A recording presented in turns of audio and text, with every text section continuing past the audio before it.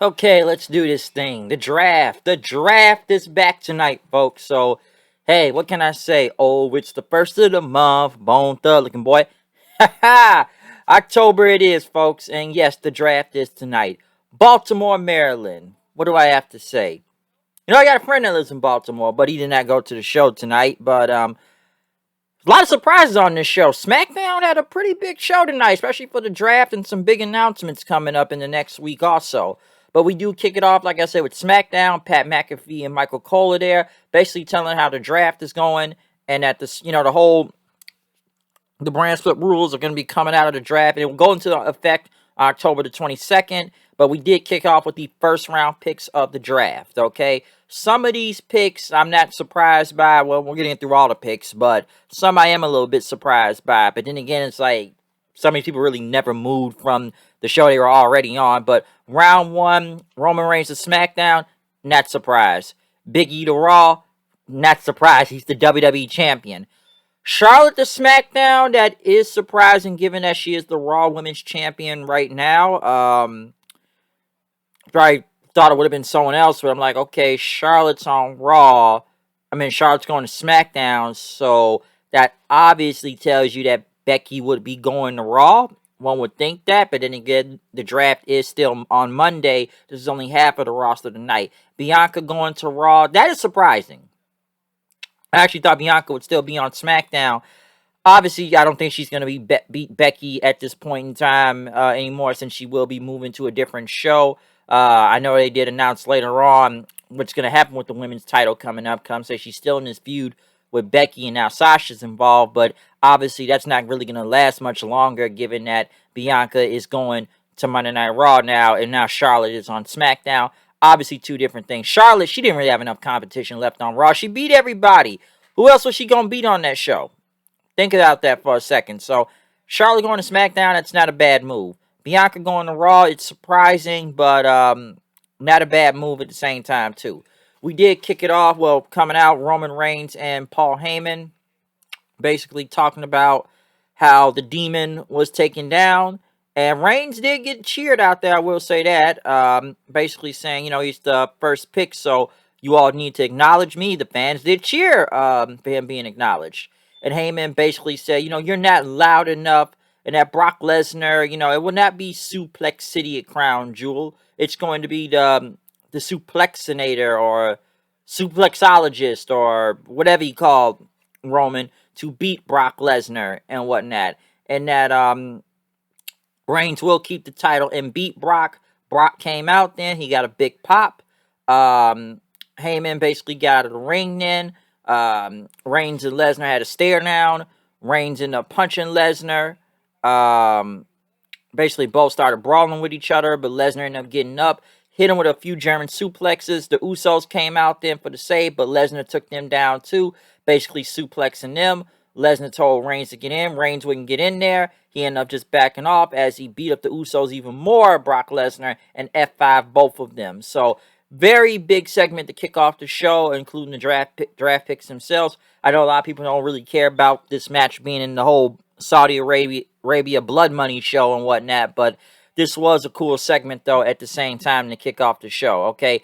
Flannel shirt, Brock Lesnar, lumberjack, Viking, whatever you want to call him right now. The guy looks more of a beast more than ever at this point. So, yeah, we'll see how this is going to go when Crown Jewel comes up. But this was cool first part of the show. They did interview Charlotte Flair, saying, long live the queen and whatnot, and, woo and stuff, saying she's the most decorated female in history of this company. So, they got a quick promo from her. Kevin Owens came out to go against Happy Corbin and Riddick Moss, now named Madcap Moss. This gimmick, Happy Corbin, they sure do laugh a lot. Lots of over the top laughing. Woo! That's most of their entire gimmick. It's laughing. Kevin Owens, honestly, I hope he gets moved to Raw, because he's got really nothing going on SmackDown. Okay, the whole Corbin and Mocap. I actually thought they called him Madcap Moss, not Mad Cat Moss, but Mad Cat, like a mad cat, like you know what I mean, a mad cat that's gonna meow at you. Not Mad Cat Moss. And like I said, him and Happy Corbin are just like laughing Mr. Monopoly moneybag idiots at this point. I know somebody, listen, my co-host, he already doesn't like the gimmick. It's goofy and it's probably very annoying, which it is true, but I think it's a little bit better than the King gimmick. But then again, it's Corbin. When does any of these gimmicks really work out for him that well? The whole sad pathetic thing was working, but now since we're, I got money, I can, pay you $100,000 if you give me this and whatnot. I'm gonna laugh with my sidekick right here while I look like Scrooge McDuck in a Frank Sinatra hat. So, I don't know, but it's already getting annoying though. Round 2 of the picks for the draft. Drew McIntyre to SmackDown. No surprise at all. I'm sure everybody was thinking that. We all saw that coming, okay? He's done everything on Raw. What more can he do? He's the WWE champion. RK Bro, still on Raw. They're Raw Tag Team Champions. What the fuck do you think? New Day to SmackDown. People actually booed New Day going to SmackDown. Honestly, I actually thought they were going to keep all the New Day together. I didn't think they would separate them here. And I understood the first time they separated them last year because I feel like this is Big E's time to be a single star. He needs to go in on his own and do his own thing. All right?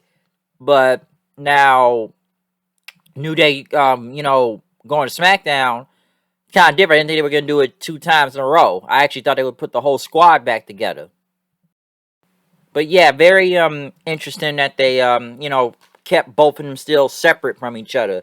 Because, like I said, they basically, New Day are their own thing and Big E's his own thing. But, yeah, fans were not happy about them being on SmackDown and keeping Big E on Raw. Because I just thought the whole team would be back together. But they want to keep them separate for some reason. Don't know why, but I guess that's where they're going with this. So we'll see what happens from there. But kind of, I thought that was kind of crazy that they kind of still keep both of these, teams still separated.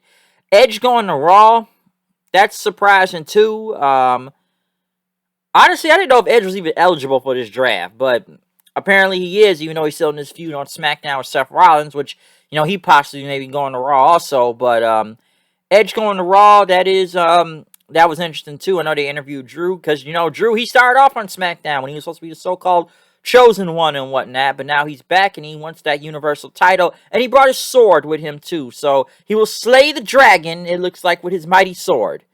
Edge came out, big pop, basically thanking the Baltimore crowd for the reaction, saying, he realized today that he is the only person on the roster that was ever on the first episode of SmackDown. That's kind of crazy when you think about it. He's the last guy. Well, I guess I'm shaping the Attitude Era, but just the last person in general that's still here that debuted on the first episode of SmackDown. That tells you something right there. But, he's drafted to Raw. The fans didn't like it. But Edge says, don't boo, okay? Because be happy. Because now I got fresh opponents and I got new challenges on Raw, okay? But first, he has to deal with Seth Rollins. And he isn't medically cleared yet. But, Rollins... he once about to talk about that challenge. He told Rollins to come out so I can accept that challenge. Seth Rollins was on the screen, basically laughing and listen, since you're not, announcing your retirement and saying you're not Edge light and everything. I'm not gonna accept this challenge. I'm not gonna accept that your challenge and whatnot. And Rollins basically said, I don't believe any word that's coming from your mouth. But Seth says I'm an honest man and I'm not at SmackDown. Basically, they pulled the camera back. They're at Edge's home, the Copelands right there. So Edge ran backstage in, which I don't know where he was. What are you gonna do? Like, what? Edge lives in Canada, right? I'm assuming he still lives in Canada, which where his house is at. What was running backstage gonna do? You're not gonna catch him. You're in Baltimore. You're unless you got a private jet ready to get you there in under the next hour to Canada. Then I don't see what running in the back was gonna help you in that case. So I thought that was kind of funny. Like, where's Edge going? Like, he's at your house. You're 1,000 miles away. And Rollins knocked on the door. And the door was unlocked, which is really dumb. Which, at least Seth said, I know you live in the middle of nowhere, but lock your doors. Which, she's right about that. Why would you not lock your door when no one is at home? Okay, I don't care how nice of an area. Maybe that's just a Canada thing or whatnot. But at least turn the alarm system on. And I guess Seth, I guess Beth Phoenix or if Edge's kids weren't at home, Rollins, basically went in the refrigerator, got some orange juice, got a pear and whatnot, put his feet up on the kitchen table, even saying his kid's artwork sucks and whatnot. And basically, he walked around, took off his jacket. He looked like somebody from the 1970s for some reason. And then I guess they went to like the what was like the fireplace room or his library or whatnot, which it was a big family photo. And man, it's a good thing your kids look all like Beth. And basically, he sat down in a chair, just lounging and whatnot. It's the coziest home he's ever been in. He could stay out here all night. And then, Rollins, he just kicked the fireplace on and whatnot and was just chilling, eating some food there. And then Edge is backstage, telling Beth that not to go home, go to your brother's house. He said he would call Daniel and David to go there, which, thank God, Pat McAfee, and I'm sure everybody else was thinking that. Call the damn police. Why are you calling your friends or whoever Daniel and David are? Just call the cops. Someone broke into your home. So, at least Pat McAfee stated the obvious, which it looks dumb in a way. And listen, I've seen a lot of home invasion segments, mostly, especially on WWE or just wrestling in general, but I just found it was kind of dumb in many ways throughout this segment. Number one, why would you leave your doors unlocked in general at nighttime when no one's there? And not even turn on the alarm system, especially the nice house Edge lives in. Number two, Edge running backstage. What was that gonna do, huh? You're not gonna catch him. You're 1,000 miles away from home. Number three, why are you calling like your neighbors or whoever Daniel and David are to go to the house? Just call the cops. Someone broke into your home. They broke into your home. Maybe next time Edge will buy an Arn Anderson and, maybe put it to his forehead and, pull the trigger and whatnot, and his brains splatter all over the floor. But that's a different show right now. Next, but yeah, good segment, but still dumb at the same time. Carmella came out, which I guess it was supposed to be a match between her and Liv Morgan from Extreme Rules. Liv Morgan pinned Carmella. Carmella got on the microphone and called her a bitch. And then they put a mask on her. Just like the third mask I've seen someone in the past few months in wrestling, especially WWE, use to protect their face. I've seen it with Sheamus. I've seen it with Mandy Rose. Except this one, this was all, glittered and whatnot. Which the fans did chant, "You look stupid." And Carmella just hit like her X Factor move. And it wasn't even a match. Like, I guess the bell never rung. I'm like, this was a match. I'm like, the music hits. I'm like, wait, aren't you going to pin her? Wasn't this a match? I thought that was very strange. Why is this feud still going? Round 3 of the draft picks. Happy Corbin and Madcap Moss to SmackDown. Well, it looks like they were never really going anywhere. The WWE Women's Tag Team Champions, Rhea Ripley and Nikki Ash, staying on Raw. Then again, they can go to any show. They're the Tag Team Champions. Now, this one's a surprise.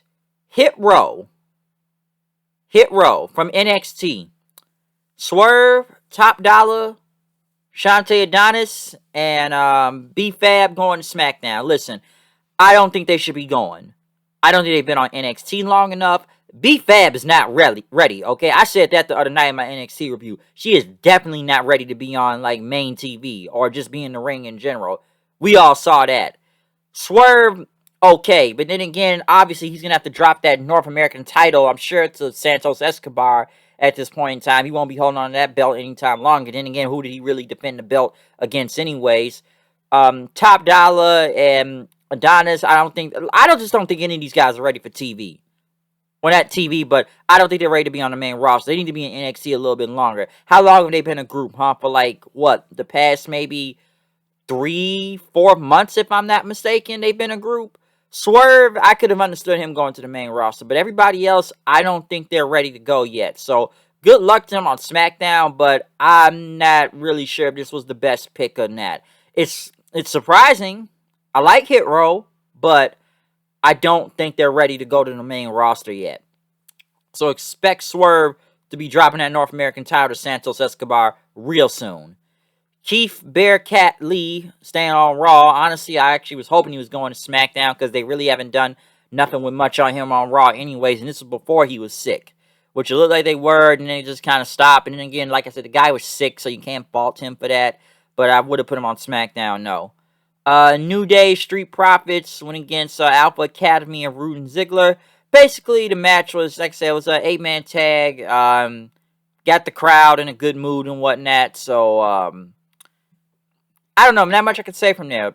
New Day got the win and whatnot. They did their, well, not the midnight hour, but whatever combo move they did, New Day and Street Profits got the win. They won the match.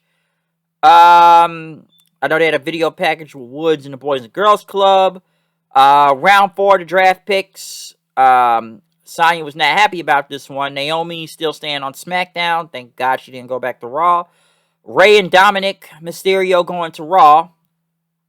That's interesting. We'll see where that goes, given that Dominic is going to turn on Ray at any second. But they literally rather have Sami Zayn involved. But will Sami Zayn be going to Raw? We'll see. Jeff Hardy to SmackDown. I got some things to say about that. Austin Theory to Raw. I know we haven't seen him on NXT in a while, and like the only time we really seen him on NXT was with Gargano and them during the whole wedding thing, because he disappeared off of NXT for a minute. Hopefully this second go around goes well for him, better than Raw, because he was not ready to go to the main roster, and this was during the whole, when the pandemic was real bad at the time. He was not ready to be there, so it was a great thing they put him back on NXT with Gargano and them, but we'll see what happens with Austin Theory on Raw. So I was surprised to see 2 NXT call-ups happening. We'll see what goes on with that. Jeff Hardy was in the back. He was about to say something until he saw Brock Lesnar and immediately backed off. So basically, Jeff Hardy just got bitched out right there. Not a good way to start off on SmackDown, all right? Like, you just got drafted. Like, I'm glad he's not on Raw anymore, so at least he won't be chasing that 24/7 belt. But it doesn't really look good at the same time. The minute you're about to say something, you just bitch up in front of Brock Lesnar and just, all right, man, show mic time. I'm cool. I don't got to say. I'll say something next week. So he ain't going to say nothing there. Brock, though, he got on the microphone, wants to thank his good friend Paul Heyman for making him a free agent, because now he can go wherever he wants and does do what he wants to do. Roman was sitting in the back then with Heyman and the Usos. So my good friend Paul Heyman, huh? Which Heyman just sitting there, worried, squirming like a worm. And Reigns said, are we good friends, Paul? And Heyman says, well, you're the tribal chief. You're my tribal chief or whatnot. And Reigns says, how come my cousins haven't been drafted to SmackDown yet? Which then again, it's only half the roster. Now you still got a chance on Raw. Heyman said, well, they could be drafted to SmackDown on Monday, which is already on SmackDown. But, he said, I got the strategy all figured out. And Heyman basically told him, listen, I'm a wise man, all right? And then Reigns, he looked at Usos like, this is a wise man. He says he's a wise man. Okay, you're a wise man. Hey, so I'm the only wise man around here, okay? Only I can say, well, you the wise man. And basically he told Heyman, you going to go to Raw, and you going to make sure the Usos get drafted to SmackDown, all right? And Reigns basically told him, like, you understood that? And he said, yes, my tribal chief. He walked off then. Reigns told the Usos to, go to Raw with him. And, make sure it's very clear that you guys be drafted to SmackDown. If y'all ain't drafted, y'all leave him for dead. You just get left for dead on Raw. So, we'll see what happens on Raw then, if the Usos will be drafted to SmackDown. That's going to be interesting. In the main event, though, we got Bianca Belair versus Sasha Banks. Becky came out on commentary. Becky biceps. I don't know how much cringe that was, but Bianca, Becky, and Sasha will face each other all in a triple threat match at Crown Jewel for the SmackDown Women's title. Bianca and Sasha had a pretty good match, though.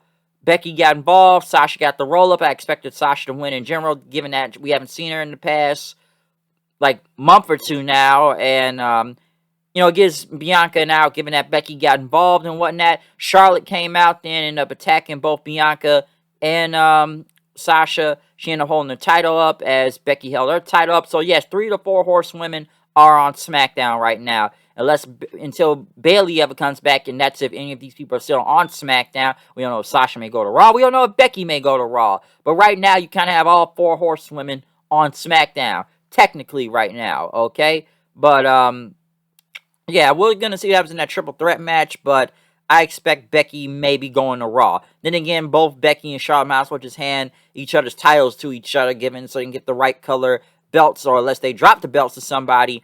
I don't know. But, not a bad main event, though. But, like I said, I kind of expected that to happen, too. Overall, the draft, I know we'll get more of it Monday. One thing I almost forgot to announce during this show, the King of the Ring is back next week. Also, the Queen, what did they call it? The Queen Kingdom, the Queen, what did they call it? I know they didn't call it the Queen of the Ring. I know that, but the Queen Showdown, the Queen. Damn, yeah, I forgot the name already. I swear to God, I forgot it. What was it called? King of the Ring and the Queen's Tournament or something like that. But basically, Queen of the Ring, though. Okay, like you get what I'm trying to say. And whatnot. So that will begin on SmackDown next week, and we'll continue on Raw. We don't know who's in the King of the Ring. Listen, the last time they did the King of the Ring a few years ago, that did not go out well, and we had to deal with King Corbin for almost like another 2 to 3 years then. And look how bullshit that was. You know, I hope the King of the Ring tournament and this Queen's tournament, or I'm sorry, the Queen's Kingdom. Nah, you know, it's not even the Queen's Kingdom. Look at me, I'm getting this wrong. I swear to you, I keep getting this wrong for some reason. But shit, damn, it's almost like I gotta look up the name itself, like the Queen's Kingdom or the Queen whatever, or the should just call it Queen of the Ring. That's probably would have been the smartest thing to do. In fact, hold on a second. I'll make this easier.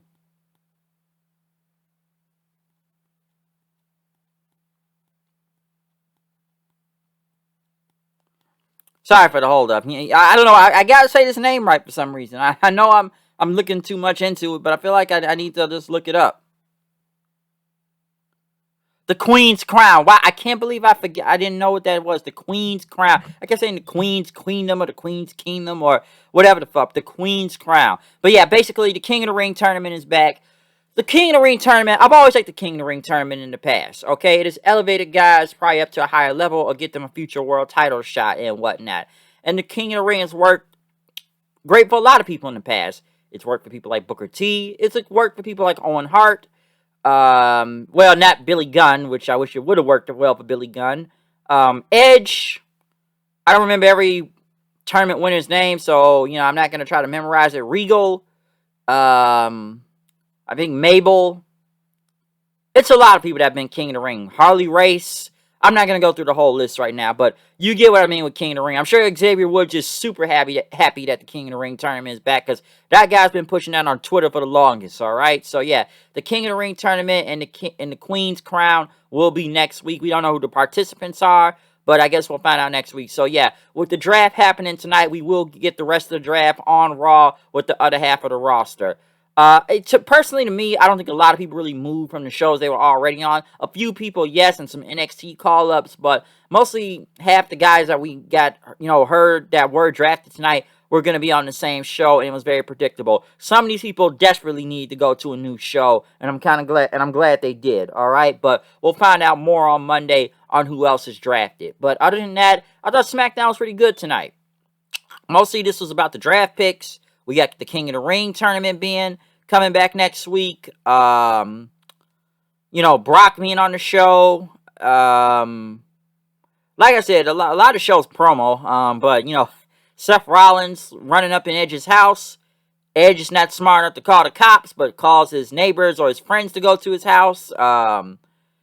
Yeah, so we don't know who will be drafted on Monday, so we'll see what happens with that. But other than that, I got some other reviews I got to take care of. Got to get that Rampage review. Got to get that Impact review in also, all right? So I'm out of here. I'll see you guys later. Comment, subscribe. Follow me on Twitter at HoodandKnight890. So, yeah, other than that, fuck Lifetime. I'm out of here. See you for the Rampage review. Peace.